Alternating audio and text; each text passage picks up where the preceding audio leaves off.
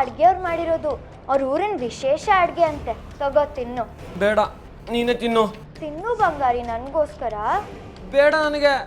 ಹೋಗ್ಲಿ, ಪಾಯಸನಾದ್ರೂ ಕುಡಿ. ಪಾಯಸ ಸಿಹಿ ಅಲ್ವಾ? ಬೇಡ ನನಗೆ, ಪೂರ್ತಿ ನೀನೇ ಕುಡಿ. ಮೊದಲು ನೀನ್ ಕುಡಿ, ಆಮೇಲೆ ಅದೇ ಲೋಟದಲ್ಲಿ ನಾನು ಕುಡಿತೀನಿ. ಇಲ್ಲ, ನೀನೇ ಮೊದಲು ಕುಡಿ. ನೀನ್ ಕುಡಿ. ನೀನ್ ಕುಡಿ, ನಂಗೆ ಬೇಡ. ನೀನ್ ಕುಡಿ. ನಂಗೆ ಬೇಡ, ನೀ ತಿನ್ನು. ನೀ ತಿನ್ನು. ನೀನೇ ಮೊದಲು ತಿನ್ನು. ಇಲ್ಲ ನೀನು. ನೀನೇ ಪೂರ್ತಿ ನೀನೇ ಕುಡಿದ್ಬಿಡು. ಇಲ್ಲ ನೀನು. ನೀನೇ ಕುಡಿ. ನಂಗೆ ಬೇಡ, ನೀ ತಿನ್ನು. ನೀ ತಿನ್ನು. ನೀನೇ ಮೊದಲು ತಿನ್ನು. ಇಲ್ಲ ನೀನ್ ಮೊದಲು. ಇಲ್ಲ, ನೀನೇ ತಿನ್ನು.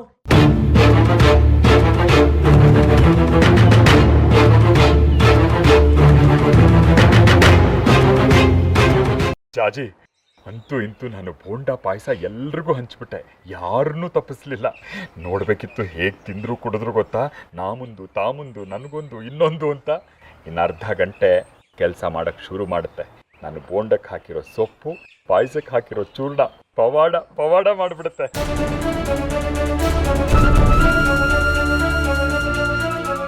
ಯಾಕಮ್ಮ ಜಾಜಿ ಸಪ್ಪಗಾಗೋದೆ? ಬಂಗಾರಿಗೇನು? ಮೊದಲು ನೀನು ಅವನ ಬಗ್ಗೆ ಯೋಚನೆ ಮಾಡೋದನ್ನ ಬಿಡು. ಹೇಗೆ ಯೋಚನೆ ಮಾಡದೇ ಇರಲಿ ಅಪ್ಪ? ಅವನು ಬಜ್ಜಿ ತಿನ್ನ, ಪಾಯಸ ಕುಡಿದ್ನ. ಹೊಡೆದಿರ್ತಾನೆ, ತಿಂದಿರ್ತಾನೆ. ಆಳಿನ ಕೈಲಿ ಅವ್ರ ಕೋಣೆಗೆ ಕಳಿಸಿದ್ದೀನಿ. ಏನು ಮಗಳೇ, ನಿಜ ಹೇಳು, ನಿನಗೆ ಅವನ ಬಗ್ಗೆ ಇನ್ನೂ ಪ್ರೀತಿ ಇದೆಯಾ? ಅವನಿಷ್ಟೆಲ್ಲ ಮಾಡಿದ ಮೇಲೂ ನಿನ್ನ ಪ್ರೀತಿಗೆ ಅವನ ಅಯೋಗ್ಯ ಕಣೆ. ಆದರೆ ಒಂದು ಮಾತು ಜಾಜಿ, ನಿನಗಿನ್ನೂ ಬಂಗಾರಿನೇ ಬೇಕು ಅಂತ ಹೇಳೋದಾದ್ರೆ ನಾನು ಅದಕ್ಕೂ ತಯಾರು. ಹೇಗೂ ಮೂರ್ಛೆ ಹೋಗಿರ್ತಾನೆ, ನಮ್ಮ ಜೊತೆ ಅವನ್ನೂ ಕರ್ಕೊಂಡು ಹೊರಟೋಗೋಣ. ನನಗೆ ನಿನ್ನ ಸಂತೋಷ ಮುಖ್ಯ. ನೀನು ಹೀಗೆ ಸಪ್ತಿರೋದನ್ನ ನೋಡೋಕ್ಕಾಗೋಲ್ಲ. ಬೇಡ ಬಿಡಿಯಪ್ಪ, ಅವನಿಲ್ಲೇ ಇರಲಿ. ದೇವಿಕಾ ಅವನನ್ನ ಪ್ರೀತಿಸ್ತಿದ್ದಾಳೆ. ಅವನನ್ನು ಪ್ರೀತಿಸಿದ ತಪ್ಪಿಗೆ ನಾನು ಅನುಭವಿಸ್ತಿರೋ ನೋವನ್ನ ಅವಳು ಅನುಭವಿಸೋದು ಬೇಡ. ಬಂಗಾರಿ ನನ್ನ ಬದುಕಲ್ಲಿ ಮುಗ್ದೋದ ಅಧ್ಯಾಯ. ಅವನು ಅವನ ಪ್ರೀತಿ ನಿಮ್ಗಿಂತ ದೊಡ್ಡದೇನಲ್ಲ ಬಿಡಿಯಪ್ಪ. ಜಾಜಿ, ಎಷ್ಟು ವಿಶಾಲ ಹೃದಯ ನಿಂದು. ಆದರೆ ನಿನಗೆ ಬರೀ ನೋವುಗಳೇ ತುಂಬಿದೆ. ಒಂದು ಕಷ್ಟ ತೀರ್ತು ಅಂದರೆ ಅದ್ರ ಹಿಂದೆ ಇನ್ನೊಂದು.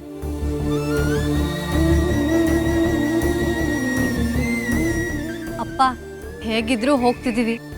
ಬಂಗಾರಿ ಮುಖನ ಇನ್ನೀ ಜನ್ಮದಲ್ಲಿ ನೋಡ್ತೀನೋ ಇಲ್ವೋ ಗೊತ್ತಿಲ್ಲ. ಒಂದೇ ಒಂದ್ಸಲ ಹೋಗಿ ನೋಡ್ಕೊಂಡು ಮಾತಾಡಿಸ್ಕೊಂಡು ಬರ್ತೀನಪ್ಪ. ಜಾಜಿ, ಬಂಗಾರಿನ ನೋಡೋ ಮಾತಾಡೋ ಮನಸ್ಸು ಇನ್ನೂ ಇದೆಯಾ ನಿನಗೆ? ಅವನನ್ನ ನಿನ್ನ ಬದುಕಿಂದ ಅಲ್ಲ, ಮೊದಲು ಮನಸ್ಸಿಂದ ಕಿತ್ತು ಹಾಕು. ಮನಸ್ಸಿನಲ್ಲಿ ಯೋಗ್ಯರಾದವ್ರಿಗೆ ಮಾತ್ರ ಸ್ಥಾನ ಕೊಡಬೇಕು. ಯೋಗ್ಯತೆ ಅಯೋಗ್ಯತೆಗಳು ಮನಸ್ಸಿಗೆ ಗೊತ್ತಾಗಲ್ಲ ಅಪ್ಪ. ಎಲ್ರೂ ನಂಬತ್ತೆ, ಮೋಸ ಹೋಗತ್ತೆ. ಕೊನೆ ಸಾರ್ತಿ ಅವನನ್ನು ನೋಡ್ಕೊಂಡು ಮಾತಾಡಿಸ್ಕೊಂಡು ಬರ್ತೀನಪ್ಪ. ಸರಿ ಅಮ್ಮ, ನಿನಗೆ ಅದರಿಂದ ಸಮಾಧಾನ ಸಿಗುತ್ತೆ ಅನ್ನೋದಾದರೆ ಹೋಗ್ಬಾ.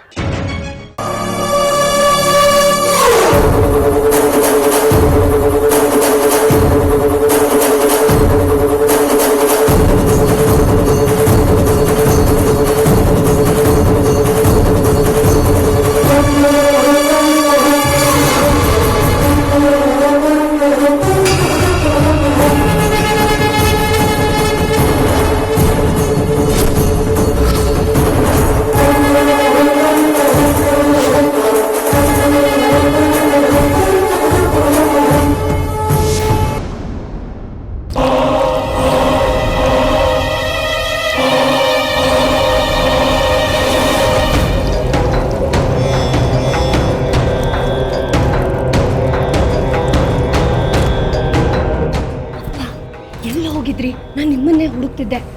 ಚಿಂತೆ ಯಾಕೆ ಮಾಡ್ತೀಯಾ? ಗಾಬರಿ ಯಾಕಾಗಿದೆಯಾ? ನೋಡು, ಎಲ್ಲರೂ ತಿಂದು ಕುಡಿದು ಮೂರ್ಛೆ ಹೋಗಿದ್ದಾರೆ. ಅವ್ರಿಗೆ ಮತ್ತೆ ಪ್ರಜ್ಞೆ ಬರೋಕ್ಕೆ 8 ಗಂಟೆ ಆದರೂ ಬೇಕು. ಅಷ್ಟು ಸಮಯ ನಮಗೆ ಬೇಕಾದಷ್ಟಾಯ್ತು ನಮ್ಮ ಕೆಲಸ ಮಾಡೋಕ್ಕೆ. ನಡಿ. ನಾನು ನಿಮ್ಗೇನೋ ಹೇಳಬೇಕು. ಬಂಗಾರಿ ಸಿಕ್ಕಿದ್ದ, ಅವ್ನು ನನಗೇನೋ ವಿಷಯ ಹೇಳ್ದ. ಏನಂತೆ? ಸುಂದ್ರಮ್ಮ ಎಲ್ಲಿದ್ದಾಳೆ ಅಂತ ಅವನಿಗೆ ಗೊತ್ತಿದೆಯಂತೆ. ಅವ್ನು ದೇವಿಕನ್ನ ಮದುವೆ ಆಗ್ತಿಲ್ವಂತೆ. ಮದುವೆ ಆಗ್ತೀನಿ ಅಂತ ನಾಟಕ ಆಡಿ ಸುಂದ್ರಮ್ಮನ ವಿಷಯ ಬಾಯಿ ಬಿಡಿಸಿದ್ದಾನೆ. ಪಾಪ ಬಂಗಾರಿ ಒಳ್ಳೆಯವನೇ ಅಪ್ಪ. ಮತ್ತೆ ಅವನು ಇನ್ನೇನಾದರೂ ನಾಟಕ ಗಿಟ್ಕ ಆಡ್ತಿದ್ದಾನೋ ಹೇಗೆ? ನೀವು ಮತ್ತೆ ಅವನ ಮೇಲೆ ಅನುಮಾನ ಪಡಬೇಡಿ ಅಪ್ಪ. ಸರಿ, ಸದ್ಯ ಬಂಗಾರಿ ನಮ್ಮವನೇ ಆಗಿ ಉಳಿದಿದ್ದಾನಲ್ಲ, ಅದೇ ಸಂತೋಷ. ಬೇಗ ನಡಿ, ಅಡುಗೆ ಮನೆಯಲ್ಲಿ ನಮ್ಮ ವಸ್ತುಗಳನ್ನೆಲ್ಲ ತಗೊಂಡು ಬಂಗಾರಿನ ಆ ವಿಗ್ರಹನ ತಗೊಂಡು ಇಲ್ಲಿಂದ ಹೊಡೋಗೋಣಂತೆ. ನಡಿ ಬೇಗ.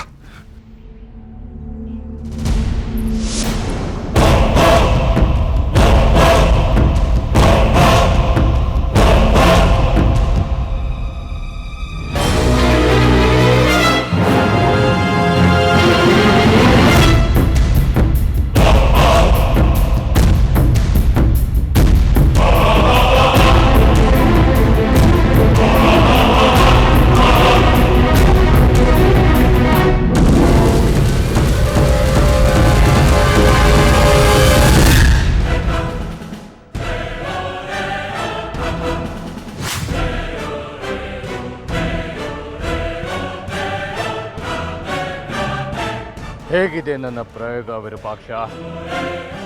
ನನ್ನ ತಾಯಿ ಉಪಾಸನೆ ಅಂದರೆ ಹಾಗೇನೆ.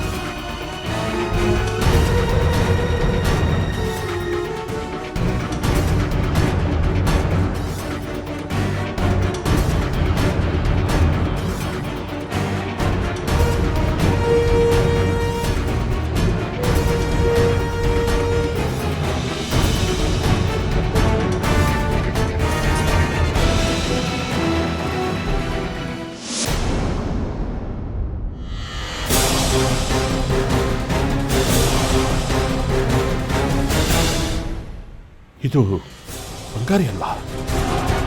ಹೌದು, ಇವನೇ ಬಂಗಾರಿ. ಈ ಮನೆ ಅಳಿ ಆಗೋಕೆ ಹೊರಟಿರೋನು.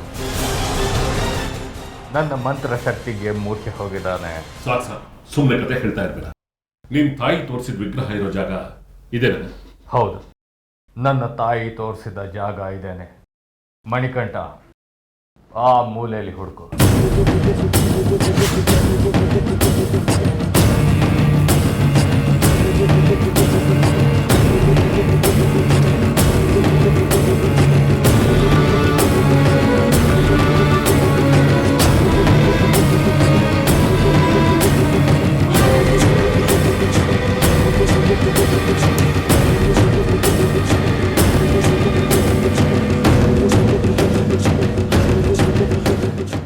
ಗುರುಗಳೇ, ಇಲ್ಲೆಲ್ಲೂ ವಿಗ್ರಹ ಕಾಣಿಸ್ತಿಲ್ಲ. ಸರಿಯಾಗಿ ಹುಡುಕು ಮಣಿಕಂಠ. ಇದೇ ಮೂಲೆಯಲ್ಲಿ ವಿಗ್ರಹ ಇದೆ ಅಂತ ನನ್ನ ತಾಯಿ ತೋರಿಸಿದ್ದು. ನಿಮ್ಮ ಮುಂದೆನೇ ಹುಡುಕದ್ನಲ್ಲ ಗುರುಗಳೇ, ಇಲ್ಲೆಲ್ಲೂ ಕಾಣಿಸ್ತಿಲ್ಲ. ಅದು ಹೇಗೆ ಸಾಧ್ಯ? ನಾನೇ ಹುಡುಕ್ತೇನೆರೋ.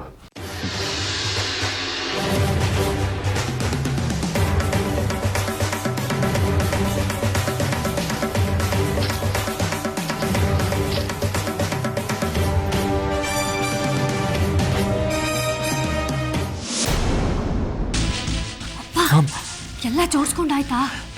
ನಾನು ಹೊರಡೋಕ್ಕೆಲ್ಲ ಸಿದ್ಧ, ಆದರೆ ಮೂಲಿಕೆ ತರಕ್ಕೆ ಹೋದ ವಿದ್ಯೆ ಇನ್ನೂ ಬಂದಿಲ್ವಲ್ಲ. ಅವ್ನು ಬರೆದು ಹೊರತು ಹೇಗೆ ಹೊರಡೋದು? ಹೌದಲ್ವಾ ಅಪ್ಪ, ಅವ್ನು ಬರದೆ ಹೊರಡೋಕ್ಕೆ ಆಗೋದಿಲ್ಲ. ಎಲ್ಲರೂ ಒಬ್ಬೊಬ್ಬರೇ ಮೂರ್ಛೆ ತಪ್ಪು ಬೀಳ್ತಿದ್ದಾರೆ. ಈಗೇನು ಮಾಡೋದು?